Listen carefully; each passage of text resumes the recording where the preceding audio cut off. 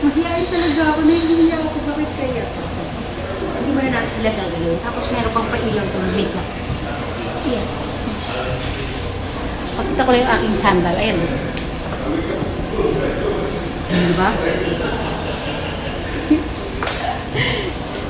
Masyado ako nakakonscious. So, diba? Nalilang.